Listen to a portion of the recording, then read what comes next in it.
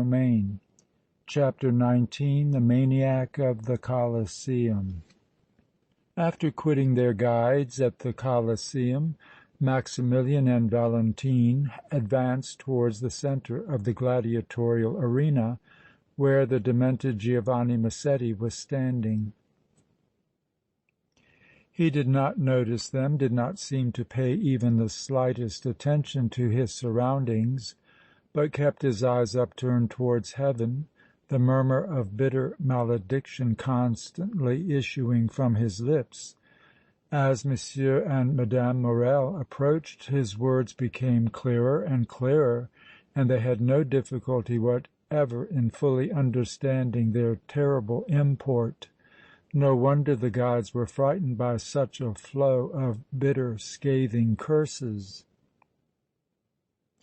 The afflicted Viscount maintained his motionless, statue-like attitude, resembling more the weird creation of some sculptor's vivid fancy than a living, breathing mortal.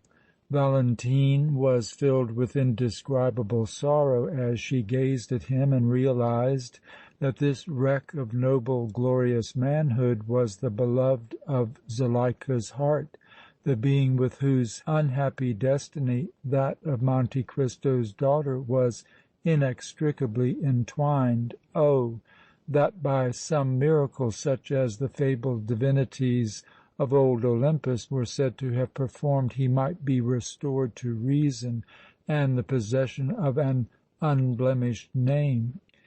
But the days of miracles were over, and if the young Italian was to be brought back to sanity and cleared from the fearful charge against him that had wrought all this harm, this misery, it must be by earthly and ordinary means. Perhaps she and her husband were destined to work these apparently impossible changes. Who knew? Many things equally improbable had happened, and why should not this wondrous transformation, a transformation worthy of the wand of some potent Prospero, be effected?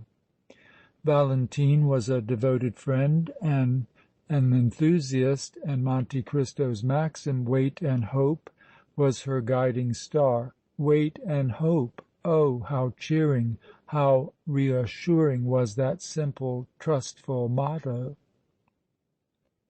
Maximilian, on his side, felt unutterable pity for both the wretched man before him and the lovely Zuleika, the sweet and tender child of his benefactor, languishing and despairing far away in her father's luxurious palatial home.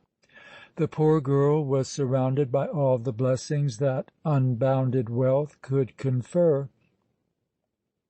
She had the Count's love, Mercédès' love, Espérance's love, and the sincere affection of all who knew her, but, alas! Princely riches, parental, brotherly love, and the affection of friends were as nothing compared to the passion that was gnawing at her vitals, a desperate, hopeless passion that was but a heavy weight of woe.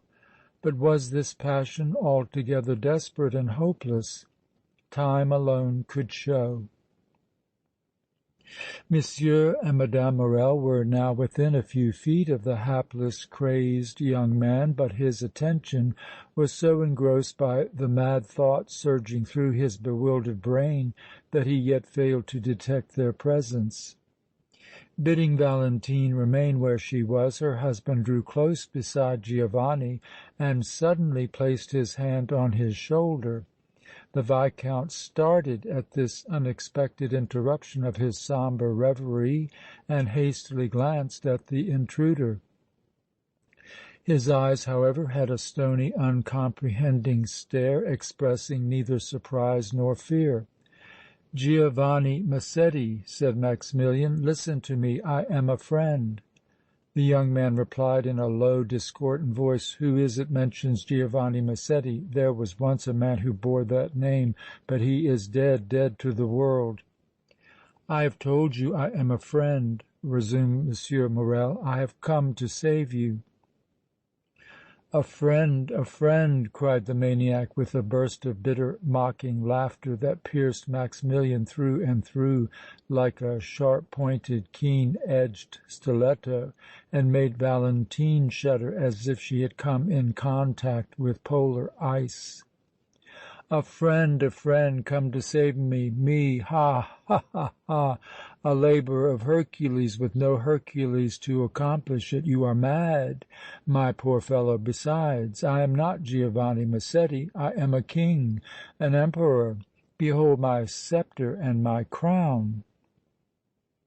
He pointed to his tall staff and the wreath of ivy leaves encircling his head, pointed triumphantly and with all the dignity of a throned monarch.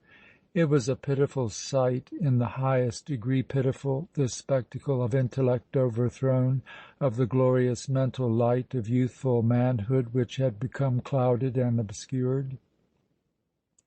Maximilian was deeply affected, but knowing full well that all his firmness, resolution and resources would be requisite in dealing with the wretched man he had come so far to aid, he controlled his emotion and said in a comparatively steady voice: "Giovanni Massetti, in the name of the woman you love, in the name of Zuleika, Monte Cristo's daughter, I conjure you to be calm and hear me.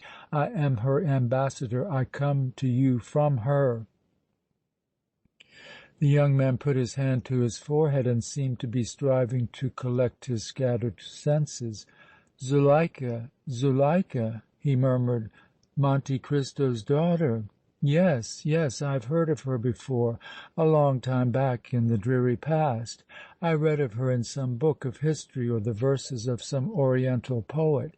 She was a queen, yes, she was a queen. Well, what of this Zuleika?" He stood as if waiting for some Arabian romance to be unfolded to him, with parted lips and a vacant smile sorrowful to see. Since his interview with the old Count Massetti, Maximilian's hope for the success of his difficult mission had been but a very slender thread.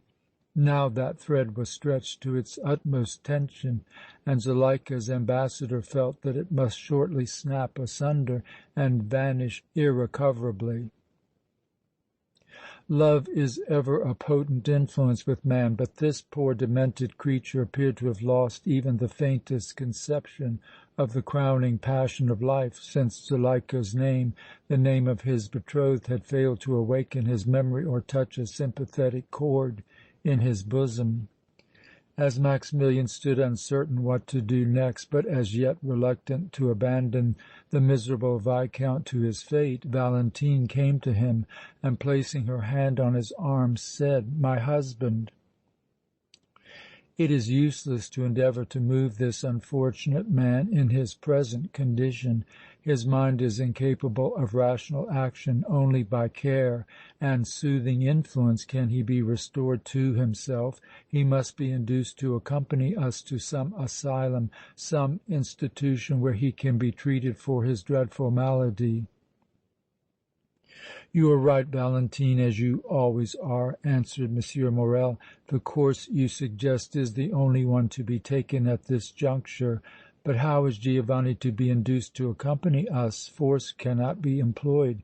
We have no legal right to use it, and I greatly fear that the Viscount will not follow us of his own accord, no matter to what solicitations we may resort." "Trust that to me, Maximilian," rejoined Valentine sweetly and persuasively.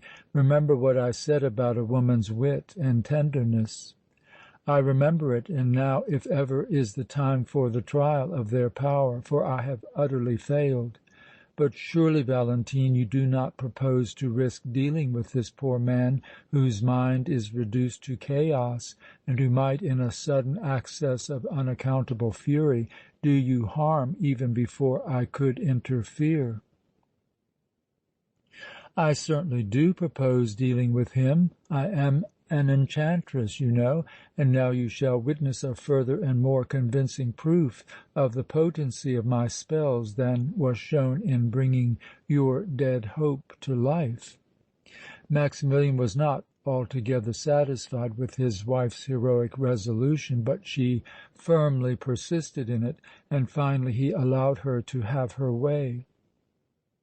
She quitted his side and approached Giovanni, her fine countenance wearing a bewitching smile as seductive as that of a Scandinavian Valkyria ministering at the feast of heroes in the fabled Valhalla.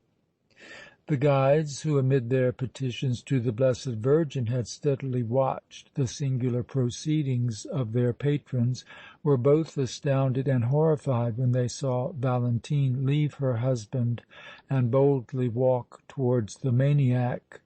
They redoubled the fervency of their prayers and breathlessly waited for what was about to happen. The Viscount had not yet observed Valentine. When she came in front of him and paused, still smiling, he saw her for the first time. Dropping his staff, he clasped his hands and gazed at her in an ecstasy of admiration. "What beautiful, what heavenly vision is this!" he exclaimed ardently, his voice assuming more of the characteristics of humanity than it had yet displayed. Valentine was silent. She wished to get Massetti completely under her influence before speaking to him. Motionless and statuesquely she stood, allowing the maniac to gaze his fill at her. "Who are you, divine vision?" continued the Viscount, seeming to think himself the prey of some passing dream. "Oh, you are a spirit, a goddess, such as of old presided over the sports of the Colosseum. Perhaps Juno herself. Do not vanish from my sight. Do not become a filmy cloud and dissolve in ether. Oh, speak to me, glorious apparition. Let me hear the celestial melody of your voice and die listening to its marvelous cadences." Valentine, humoring the caprice of the demented man, said in the most enticing tone she could assume, "You have guessed aright, O mortal. I am indeed Juno, the queen of the goddesses of Mount Olympus. By the direct command of Jupiter, I have sought you out this night." She came closer to him and took his hand. He raised hers to his lips and devotedly kissed it. Then he gazed into her eyes like one entranced. Woman's wit and tenderness had triumphed. The maniac, whom even the mention of Zuleika's name had failed to touch, was completely under Mme. Morrel's influence. She had subdued him. She could do with him as she wished. "A miracle! A miracle!" cried both the cicerones simultaneously. "The Blessed Virgin be praised!" Maximilian was not less astonished than the guides, but with his astonishment joy and gratitude were mingled, joy that Giovanni was now tractable, and gratitude to his noble and fearless wife who had effected the wondrous transformation. He said to himself that Valentine was indeed an enchantress, but a modern Circe, who, unlike her ancient prototype, employed her spells and fascinations to promote good results. He glanced at Valentine with a smile of encouragement and approbation, eagerly waiting for the next step she should take, for the next audacious effort she should essay. Giovanni made no reply to Valentine's fantastic speech, and after preserving silence for an instant, she resumed, "I am here for your welfare, to aid you in your overwhelming misfortunes." "Ah, yes, I have misfortunes, but I had forgotten them," said the young man musingly. "I am sent to relieve you of them," continued Valentine. Then, throwing into her voice its most persuasive quality, she added, fixing a magnetic gaze upon the Viscount, "My mission is to take charge of you, to see that you are restored to health and happiness. Come with me." "I will follow you, sweet vision, to the very end of the earth," said Giovanni enthusiastically. Valentine hastily beckoned to her husband. He hurried to her, and she whispered in his ear: "Send one of the guides for a coupé. We must not lose a single moment. Poor Massetti will follow me as a dog follows its master. While he is under my influence it is imperative that he be removed to an asylum where he can be properly looked after and, if possible, cured. No doubt the guides can tell you of such an institution. Use the utmost dispatch, Maximilian." The young soldier needed no repetition of these wise and humanitarian injunctions. He gave the requisite directions, and soon the desired vehicle was in readiness without the Colosseum. Maximilian had also ascertained the address of a proper curative institution. Meanwhile, Valentine had continued to employ her successful tactics with the Viscount, who every moment yielded to her more and more. When the coupé was announced, she said to him: "My chariot is waiting to convey you to my Olympian abode. Will you come with me?" "Your wishes are my laws, O beautiful goddess," replied Giovanni. "Take me where you will, so that you do not desert me and leave me to perish in despair." Mme. Morrel led the unresisting young man to the coupé, Maximilian and the guides following the pair at a short distance in order to guard against any unforeseen freak on the part of poor Massetti. There was no occasion for their services, however, and the Viscount was soon safely installed in the coupé with Valentine upon one side of him and her husband upon the other. After a brief drive, during which Giovanni, who seemed to have lost all comprehension of the presence of any one save Valentine, remained quietly gazing at her, the vehicle drew up in front of the insane asylum. Massetti was induced to enter the institution without the slightest trouble. Maximilian thereupon made all the necessary arrangements, and the young man was placed in comfortable quarters. The physician who examined him stated that his case was not beyond hope. End of chapter 19.